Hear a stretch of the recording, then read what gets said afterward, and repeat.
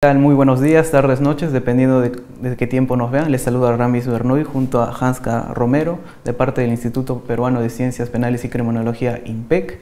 En este pequeño espacio vamos a entrar a discutir si es que existe o no existe los crímenes de lesa humanidad en el Perú y desde cuándo se regulan. Para ese objetivo tenemos como invitado de honor y especial al doctor y catedrático, doctor Ciro Cancho. Y bueno, para empezar quisiera comentarle o preguntarle más bien cómo es que surge este interés por este tema tan particular, ya que hasta hoy en día, incluso en las facultades de Derecho, como que surge un pequeño tabú respecto a los crímenes de lesa humanidad en el Perú. Bien, en primer lugar quiero agradecer sobremanera al Instituto INPEC, Instituto Peruano de Criminología y Ciencias Penales, por la invitación, por esta entrevista, y a ustedes, señorita Romero, bachiller en Derecho, también el señor Bernoy, bachiller en Derecho por la Universidad Nacional San Marcos. Este tema no es potaje de los teóricos, sobre todo en nuestro país, los teóricos en Derecho Penal, debido a que la carrera, o perdón, la especialidad o Derecho Penal Internacional no se tiene en las facultades como materia. Me parece que últimamente sí, pero hace unos años no. De tal manera que se desconoce cuáles son sus contenidos, sus límites, etc. Eso es lo que me ha motivado para escribir desde hace ya un buen tiempo, dedicarme al derecho penal internacional y particularmente en el derecho penal peruano. Doctor, y a todos nuestros oyentes también comentarles que nos ha llamado mucho la atención la forma en la cual ha intitulado a su libro Habemos crimen de lesa humanidad. Nos gustaría mucho poder escuchar cómo así se le ocurrió, le llegó la idea de colocarle el título. Bien, en realidad iba a tener otro título el libro, pero coincidió con la coronación de un papa peruano en el Vaticano. Se utilizaba mucho el término habemus papam, expresión latina que hace referencia más a tenemos, aunque más está vinculado el término al aspecto religioso. Sin embargo, consideré algo particular que pueda decirse que se tiene el crimen de lesa humanidad en el Perú. Pensé en algún momento que todavía estaba pendiente qué título se le pone al libro.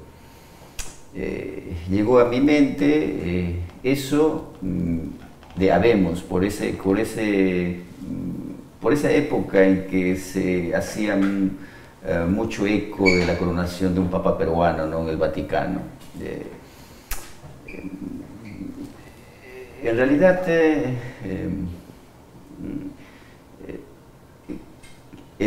el título que inicialmente había puesto, quizás ya no lo diga, no es tan importante, pero tiene sentido ese título para describir mi tesis, que sí existe crimen de lesa humanidad en el Perú, aunque en su gran mayoría, casi un porcentaje muy grande, creo que casi todos dicen que no existe todavía, ¿no?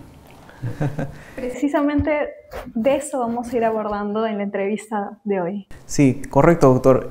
En base a lo que nos ha comentado, para justamente explicar a nuestros oyentes cómo se debe entender el derecho penal internacional.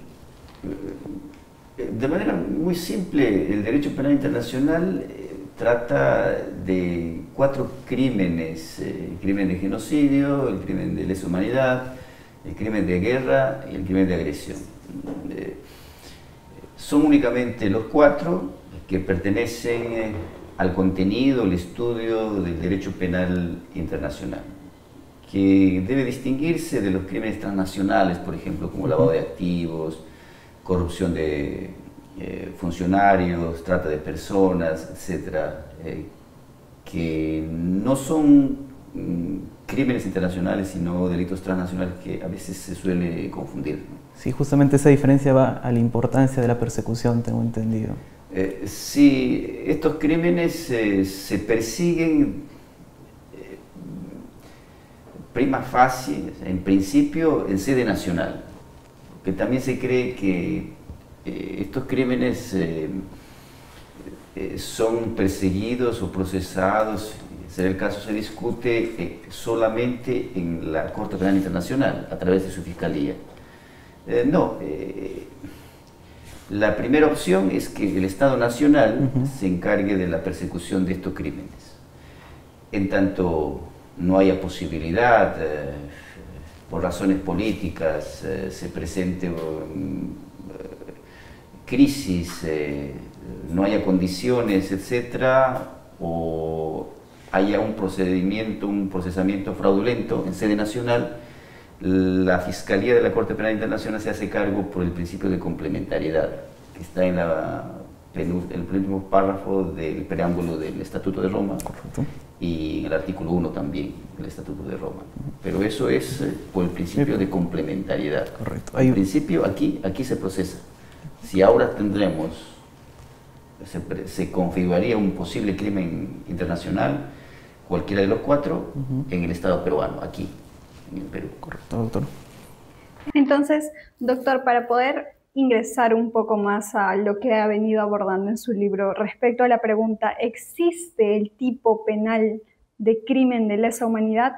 Creo que podríamos remontarnos históricamente a que estos datan como tal desde los tribunales de Nuremberg, o también esto dio pie a la creación del derecho penal internacional que vendría a consolidarse con el Estatuto de Roma.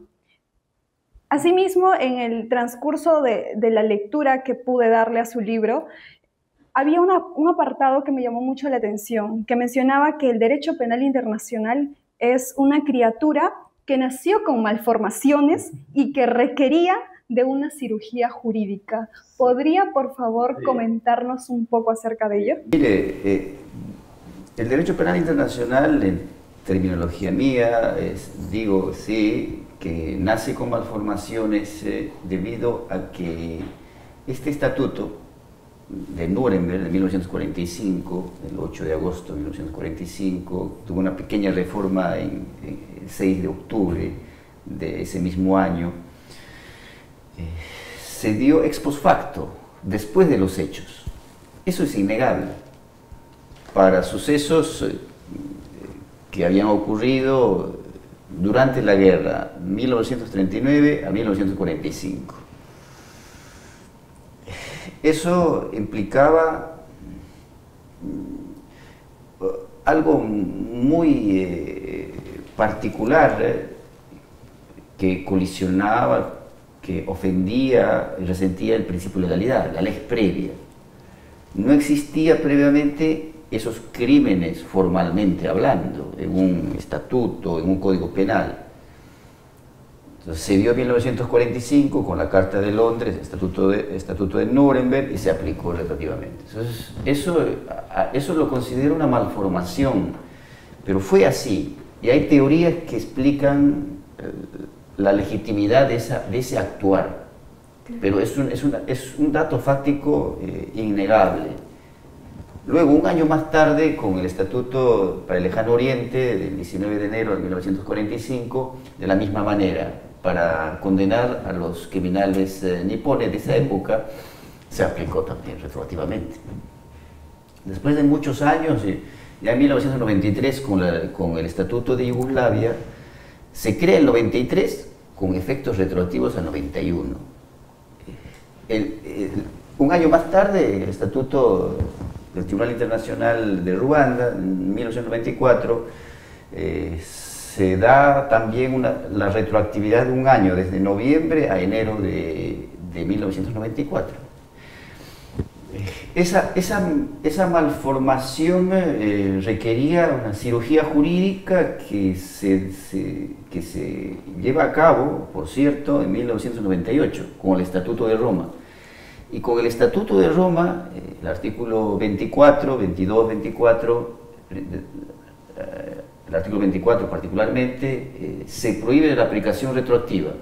Quiere decir que ahora el principio de legalidad está completamente vigente, incluso en el derecho penal internacional que inicialmente, históricamente, no se ha dado.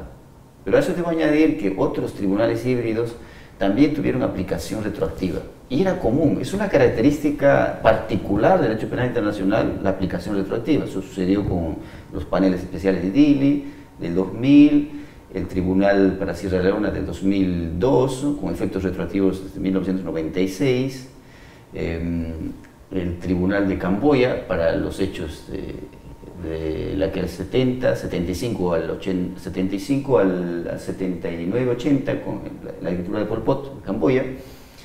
Se crearon en 2002-2003, pero para esos hechos anteriores. Y el del Líbano también. Bueno, el del Líbano es algo muy particular, se dio en 2007 para hechos de 2005.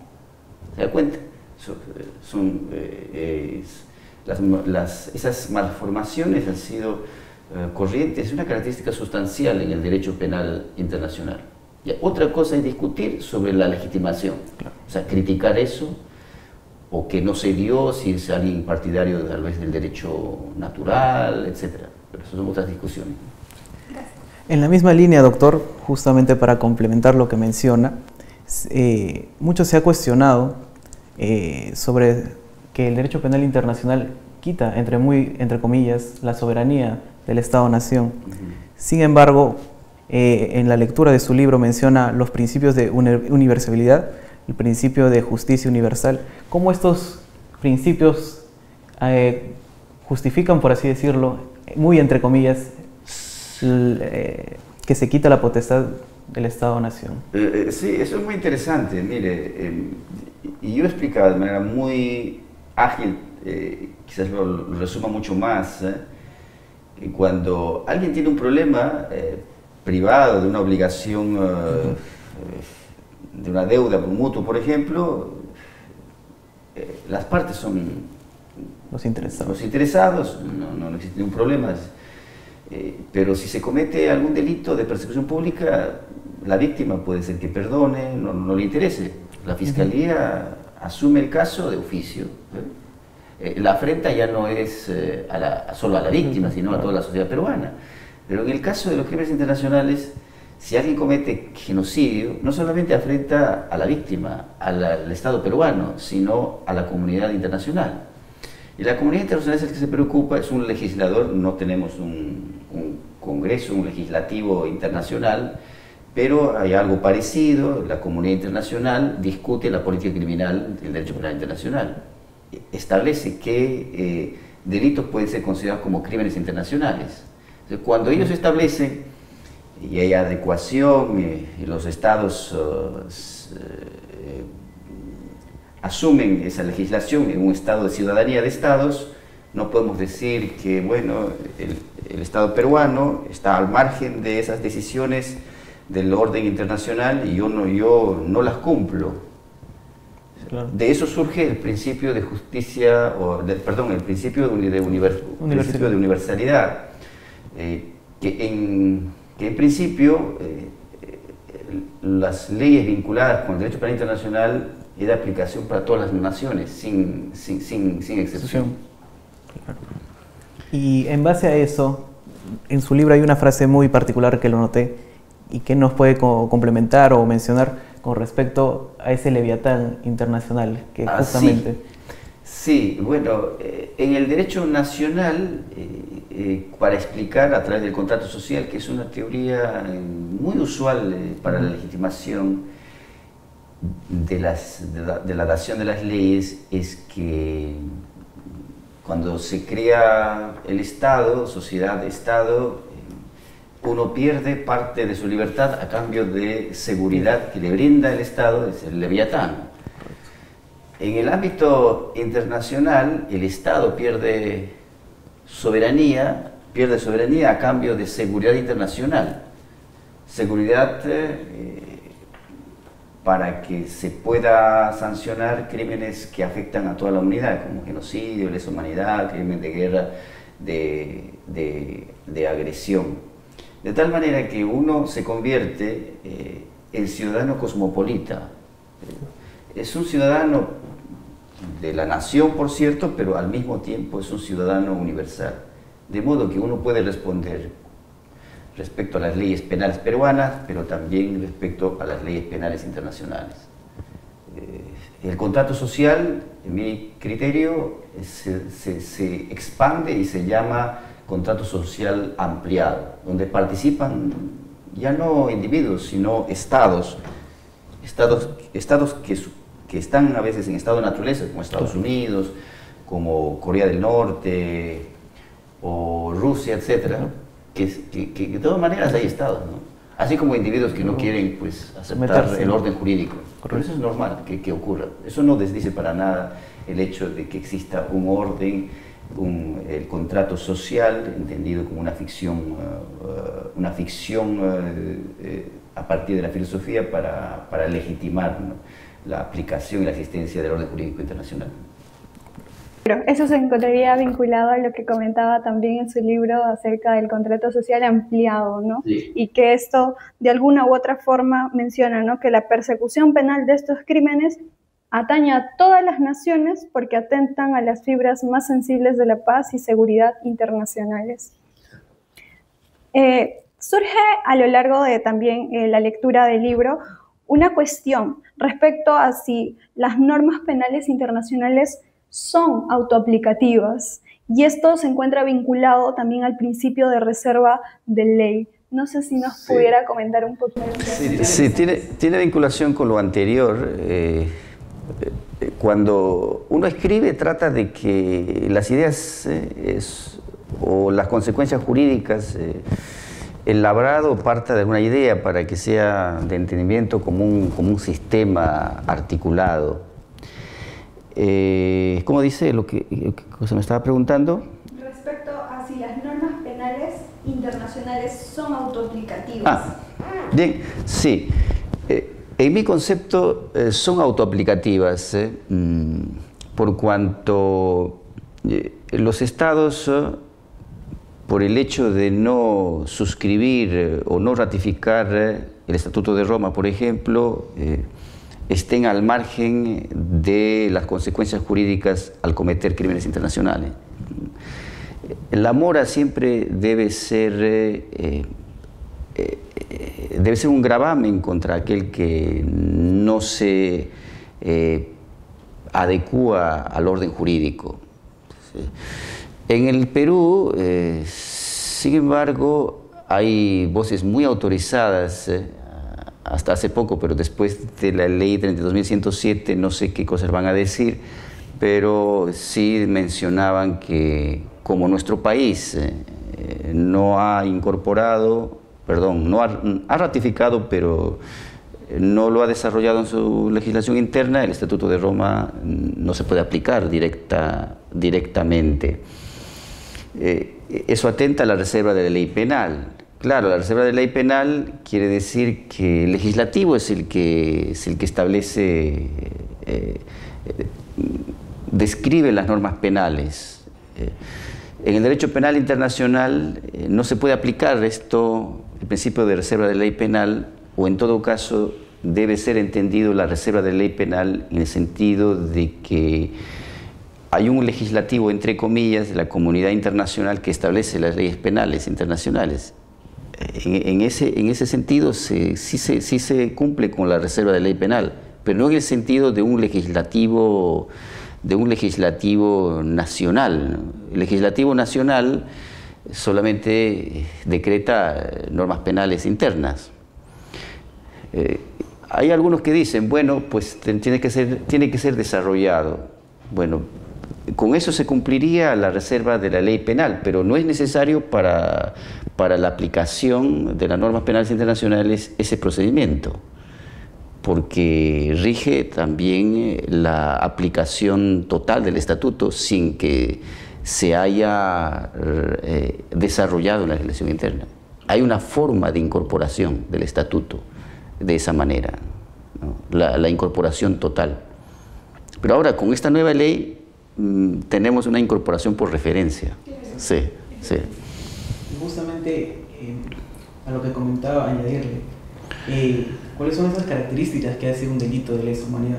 Se comenta que son, y es justo está en debate, hace un par de semanas, la constitucionalización de la ley 32.107, es decir, hacen imprescriptibles y a su vez necesariamente son de exclusión de bonificación procesal. Sí, bueno, hace unos días se ha estado discutiendo el Tribunal Constitucional sobre la legitimidad de la ley 32.107.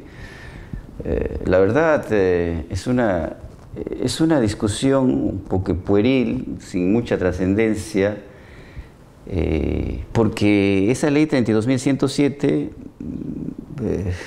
no desdice, de acuerdo a mi punto de vista, a la imprescriptibilidad que viene desde 1945, del 20 de mayo, del 20 de diciembre de 1945, a través de la ley número 10 del Consejo de Control, específicamente, claro, de la ley número 2, en Romanos Arábicos 5.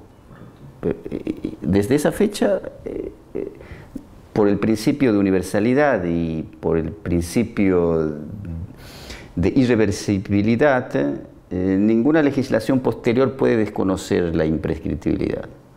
Pero quizás ese no sea el punto de discusión de los casos ocurridos en el Perú, ¿no? Sino otro es el punto.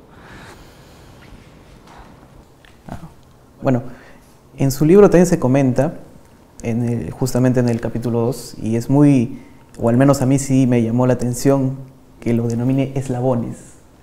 Sí, claro. ¿A qué se debe esos eslabones? Y menciona 4. En específico, menciona que el primero se tiene que tener un contexto específico de guerra internacional, en el segundo eslabón un contexto de armado interno, de ahí un tercer eslabón de tiempos de paz, y un eslabón en que se menciona que el ataque tiene que tener conocimiento del autor. Sí, bueno, se ha dado un desarrollo progresivo del contenido del crimen de lesa humanidad, ¿no? que es el que más se discute en nuestro país, ¿no? Genocidio, crimen de guerra, de agresión, no se discuten. El plato fuerte es crimen de lesa humanidad. Desde un inicio, con el Estatuto del Tribunal Internacional de Nuremberg, artículo 6c, se establecía expresamente que estos delitos solo podían cometerse antes o durante la guerra, pero se estableció finalmente únicamente durante la guerra.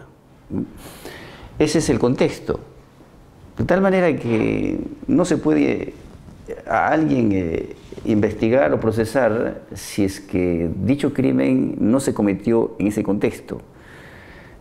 Esto ha perdurado desde Nuremberg, el Estatuto para el Lejano Oriente, 46, hasta 1993, con el Estatuto de Yugoslavia, el cual en el artículo 5 indica que también puede cometerse crímenes de lesa humanidad, no solamente en guerra, en conflicto armado internacional.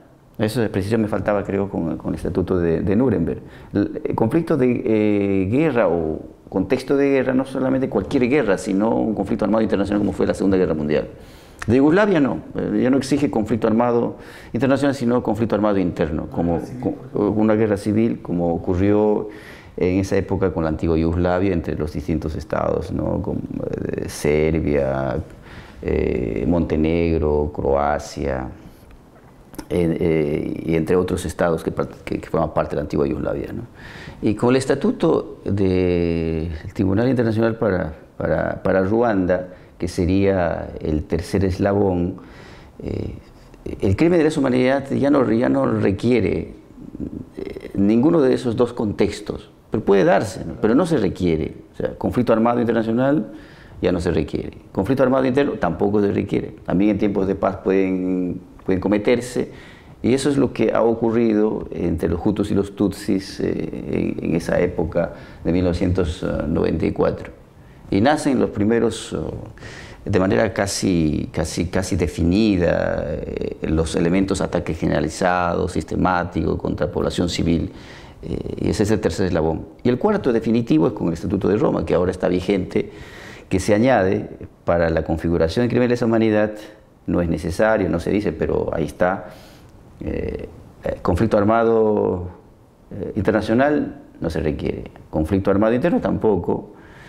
Pero aparte de ataque generalizado, sistemático contra población civil, el agente debe tener conocimiento de dicho ataque. Se requiere de dolo directo de primer grado, por lo menos, ¿no? Eso está vigente en el momento. Por eso son 4 eslabones que hago mención precisamente para que una conducta que se esté investigando en nuestro país o que pretenda investigar pueda tomarse en cuenta en qué fecha se cometió y qué estatuto estaba vigente, y de modo que podemos exigir sus componentes, ¿no? Y justo ahí iba la siguiente pregunta, que va en relación, y justo es otra de las premisas que usted plantea en la introducción. ¿Se puede aplicar el derecho penal internacional en los años 70 y 90? Yo creo que sí se puede aplicar, pero habría que ver qué hechos tienen esa posibilidad, sea una causa probable. Tampoco no vamos a investigar un hecho completamente atípico. Tiene que tener cierta posibilidad, potencialidad, virtualidad de que se discuta y se reúna los elementos de convicción, medios probatorios, como quiera, para acreditar los elementos. Entonces, en la década de 70, ¿qué estatuto penal internacional regía? Regía el estatuto del Tribunal de Nuremberg y el de Lejano Oriente. Esos estatutos, por la cláusula que me olvidaba, la cláusula Yamtim, solamente se configuraba en un conflicto armado internacional. Pregunta, ¿en nuestro país algún caso que la Fiscalía haya planteado donde se presentaba ese contexto? Lo que no existe. Entonces, si son atípicos, completamente atípicos, no podríamos ni siquiera investigar. Y otra cuestión ya es, bueno, seguramente es la pregunta, otra cuestión ya es pues preguntar la inquietud si son imprescriptibles o no. No nos vamos a preguntar sobre la imprescriptibilidad, que es una característica accesoria, pero es necesaria en este caso, de un hecho atípico, completamente atípico. Exacto. Si no encaja en la norma, ¿cómo puedes proclamar la imprescriptibilidad? Exacto. Entonces, ahora el Tribunal Constitucional está discutiendo algo sobre algo que realmente no existe. No es que no exista el crimen de lesa humanidad, sino que los hechos que acontecieron no se adecuan a esa existencia. Bueno, es otra cosa. Entonces, para los que, en síntesis, por no desmerecer la argumentación que merece, para calificar un hecho de lesa humanidad se tiene que identificar primero el contexto y, dependiendo de qué contexto, ver qué estatuto aplicar. Exacto, la aplicación temporal de la ley penal internacional. Sí. Sí. Otro de lo que se menciona, y justamente hace hincapié en la mala receptación o la mala argumentación jurídica de los tribunales. Incluso menciona ciertos casos como el de Acomarca, Chavín de Huántar y Los Cabitos. Sí. En ese sentido, ¿cómo uno debe entender la costumbre internacional o los principios generales del derecho? Ya que en esas sentencias antes mencionadas se hace, y comparto la opinión, una incorrecta aplicación, y mejor dicho, ni siquiera se debería aplicar ello. Bueno, ahí en algunos supuestos de los que he mencionado se hace referencia al Estatuto de Roma. No sé, pero sin ninguna fundamentación. Para casos ocurridos, por ejemplo, Chavín de Huántar, 1996-97. Aquel entonces todavía el Estatuto de Roma no existía. El artículo 24 del Estatuto prohíbe su aplicación retroactiva y no lo puede aplicar para ese caso. En los otros supuestos muchas veces se hace referencia, aunque más al Estatuto, no sé por qué siempre la referencia al Estatuto, a principios generales de derecho. pero principios generales de derecho no puede uno deducir a partir de principios generales de derecho la existencia de crimen de lesa humanidad. Tiene que establecerse específicamente qué tipo penal, a qué código penal o estatuto pertenece para que yo pueda defenderme. A usted se le está acusando por crimen de lesa humanidad de acuerdo a los principios generales de derecho.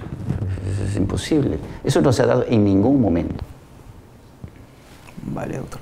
Y bueno, con esta pregunta podemos cerrar y creo que, bueno, al público invitarlo, ¿no? Y no perder la sorpresa, por así decirlo, a la presentación de su libro en la Universidad Nacional Mayor de San Marcos el próximo 11 de julio.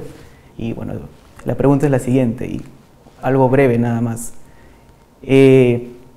Usted, en su visión, coménteme cuáles son los, brevemente claro, cuáles son los beneficios y las vicisitudes de la ley 32.107. La única ventaja o bondad de la ley 32.107 es que en el artículo 2 reconoce la vigencia del Estatuto de Roma de la Corte Penal Internacional a partir del 1 de julio de 2002. Eso era muy discutido, si se aplica, era autoaplicativo, no era autoaplicativo, un lío. En la teoría del derecho penal internacional existe la incorporación por referencia. Y justamente eso es lo que ocurrió. Esa es la bondad. Por lo demás, no tiene nada que aportar porque hay contradicciones internas que sacó a la luz en el libro, y el tema de la imprescriptibilidad es una discusión que no trae consigo ninguna solvencia en realidad, porque en el derecho penal internacional casi el 98%, 99% consideran que los crímenes internacionales son imprescriptibles desde 1945. Sobre eso no. Pero eso es un asunto posterior a discutir por lo menos de una causa probable. Eso es un segundo momento. Sí. Muchas gracias. Bueno, gracias doctor, público en general. Hanska, ¿algo que quieras agregar? Doctor, sin duda alguna fue un gran gusto poder leer su nuevo libro, invitar a todas las personas, como lo comentó mi compañero Ramis, el día 11 de julio a las 6 p.m. nos vamos a estar encontrando en la Facultad de Derecho de la Universidad Nacional Mayor de San Marcos para realizar la presentación del libro, y para los que quieran adquirirlo pueden acercarse. A ustedes, muchas gracias por la entrevista y también por el anuncio de la presentación de este pequeño libro el 11 de julio en la Universidad Nacional Mayor de San Marcos. Doctor, gracias a usted y buenas noches. Buenas noches. Buenas noches.